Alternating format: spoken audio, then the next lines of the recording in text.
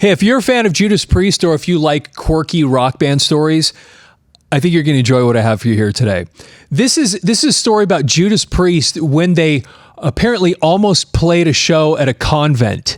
And it's very Spinal Tappy when you hear this. And it's not very long. It's not a long article. But when I found this, I'd never heard this story before. Or if I did hear it, I don't remember it. Because I have read some of their books, and I just don't remember hearing the story. And I think you'll get a huge kick out of this. Now, to put this in context, this is from the Toronto Star, September 26, 1982.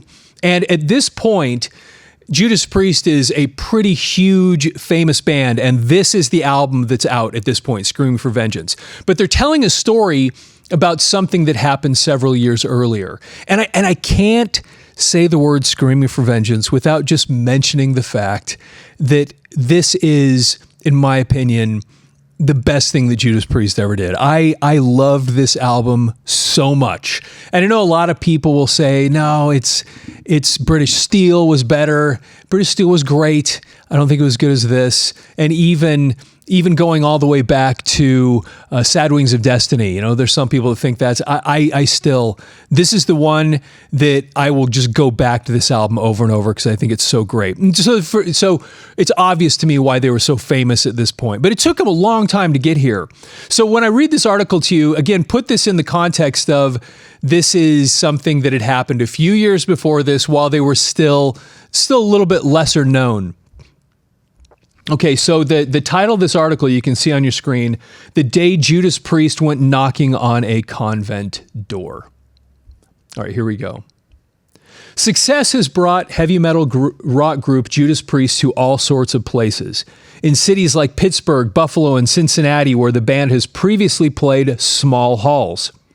The current Screaming for Vengeance tour is playing at the big arenas. Plus, there are new venues, small southwestern U.S. towns around Texas and even Detroit. But none stands out as much as the time the Priest, heavy metal headbangers to the max, pointed to as a main influence by almost every new heavy metal group, almost performed at a convent. It happened about 4 years ago when the band was rehearsing for a tour at Pinewood Studios, a large and established British filming house. The few hotels in the area weren't too keen about hosting a bunch of hardcore rock and rollers, and the then low-budget operation found a cost saver in the form of a Swedish order of nuns. Quote, "They open the door and this sort of apparition appears," Priest singer Rob Halford says, often interrupting his story to laugh. "We said, 'Hello, we're Judas Priest.' They thought we were a religious order." It was a strange experience. You get things like at 5 a.m, the nuns start chanting and ringing the bells during their prayers. You get nuns serving you dinner and breakfast and lunch. The place would close up at 11 p.m. And that's about when we'd finish rehearsing and we'd want to go out and have a bit of a drink or something. We'd get back after midnight and have to pound on the door until we roused some poor sleeping nun." Unquote. Of course, once the Mother Superior found out the 5 men were musicians, she proposed adequate repayment. She asked the band to perform at a convent function. "We said no," Halford says. "Under the circumstances, we didn't think our music would be appropriate for a convent garden party.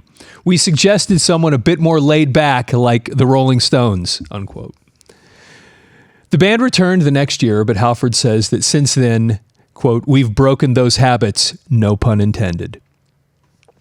Judas Priest, Halford, guitarist KK Downing and Glenn Tipton, bassist Ian Hill, and drummer Dave Holland, has also broken through as superstars in a newly revived market for heavy metal after bands like Deep Purple, Black Sabbath, and Uriah Heep fell by the commercial wayside around 1976. And that's such an interesting thing, by the way, to think about. You know, these guys showed up right around the same time that Kiss did, and with Rock-a-Rolla, and then in 74, and then in 76 they had Sad Wings of Destiny. And it's funny because as it's saying there, Deep Purple, Black Sabbath, and Uriah Heep are kind of on the way out at that point. even Led Zeppelin, even though they weren't on the way out, they dramatically kind of pulled back the amount of work output they were doing and how much they were touring.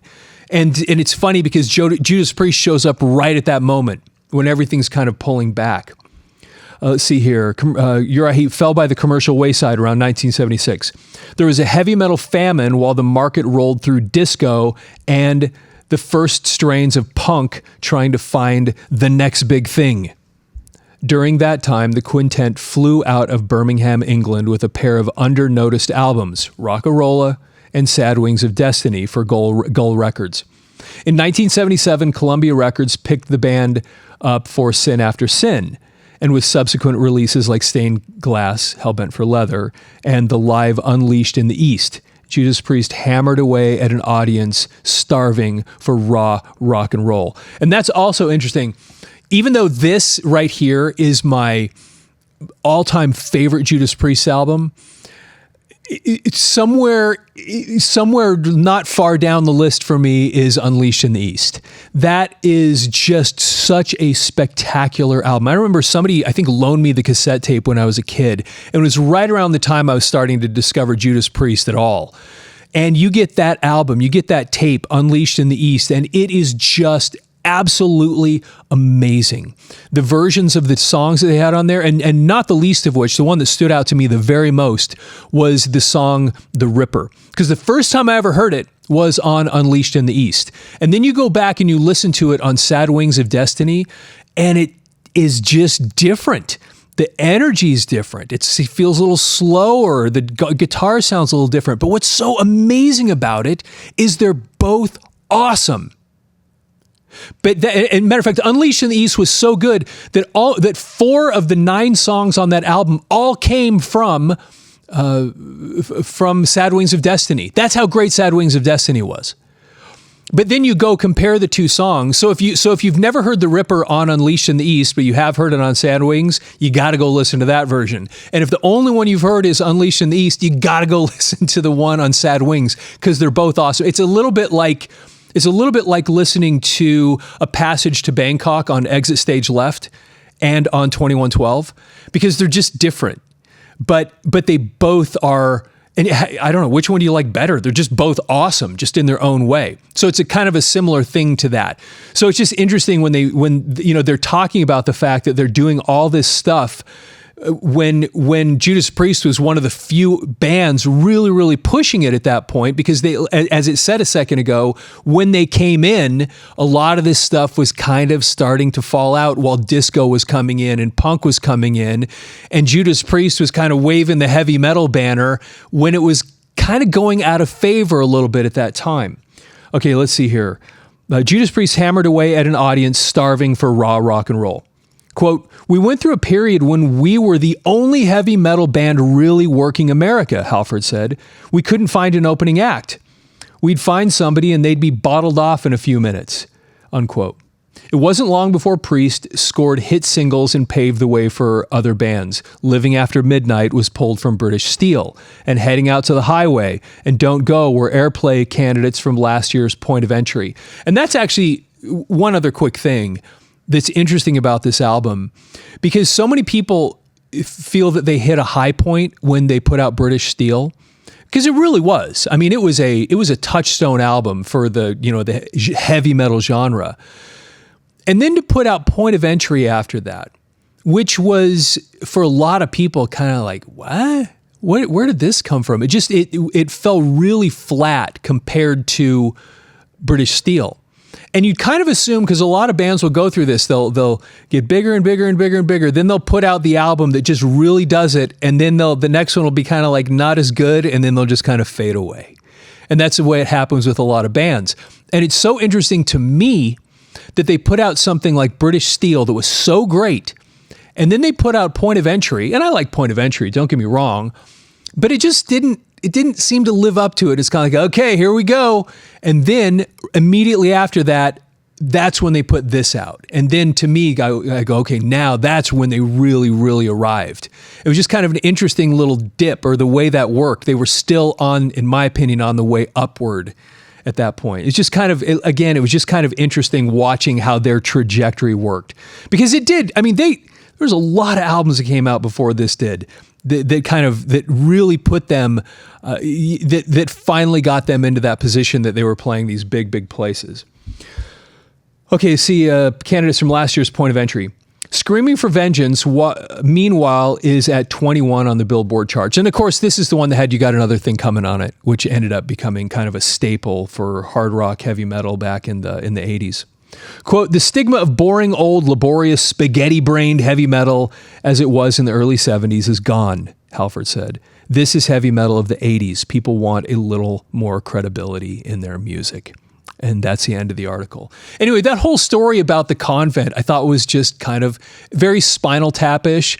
You know, you've got these guys that don't have a lot of money and they're looking for a budget and they end up it's just staying at a convent and then, you know, rousting the nuns so they can get back in and getting fed by the nuns and all that stuff. You can just kind of picture it, because at this point, you know, they were the heavy metal band, you know, like he said, they were really carrying the banner of heavy metal. And to picture these five guys that represented that stuff, working in that situation, having, hey, you guys, you nice boys that play your rock and roll should come play it at our convent for us.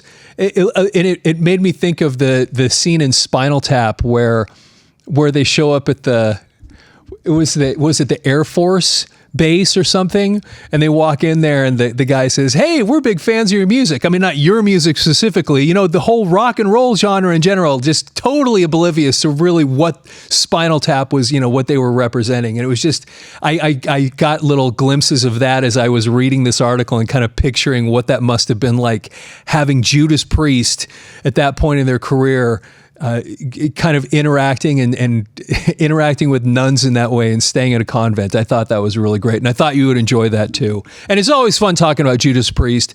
They're one of my favorite bands from back in the 80s. And like I said, this was the touchstone album. This was the one, every single track on here. I loved every single thing on here, front to back, all of it. And the next album, Defenders of the Faith, that's the first time I ever saw them in concert.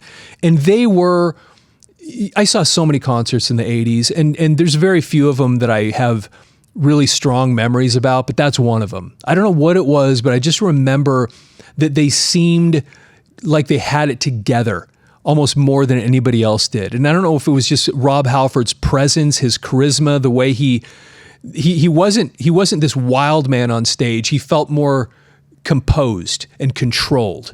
And it kind of felt like he was just in charge of what was going on. It was a very, very cool experience. And I loved that whole thing, being able to see Judas Priest at that time. And they've just kind of ever since then just been one of my go-to bands. And one of the ways I kind of judge my favorite albums is which is the one I reach for the most often.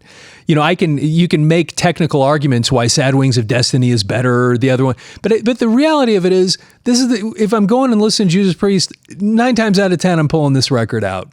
And so I'm thinking that really says something, at least to me, at least for my taste, how really, really great this record was. So anyway, I thought you'd enjoy that. If you're not following the channel already, please follow the channel, and would love to hear your comments about this stuff. If you've ever heard that story before, it'd be great to hear from you where you'd heard it or what was it about. Because like I said, I read all these books and things, and I'm sure there's stuff that just goes right past me as I'm going through them. But this, I'd never heard this before, and I thought that was kind of a quirky, fun little story. And if you ever saw them in concert, especially during this era, what was your experience? Was it similar to mine? And do you have a similar feeling about this album that I do? I always love hearing people's feedback on that. When you know, I share some of my opinions, and then we get all these different people that kind of agree, disagree, and have different takes, and then kind of point me in different directions on things. And it's always fascinating reading all the things that you all have to say. So I really appreciate that. And like I said, follow the channel, leave your comments, like the video, and please share this video with other people. Hit the share button, post it on your Facebook timeline, email it, Twitter, X. You know, share it with other people. We really appreciate that kind of support. And with that, have yourself a fantastic day.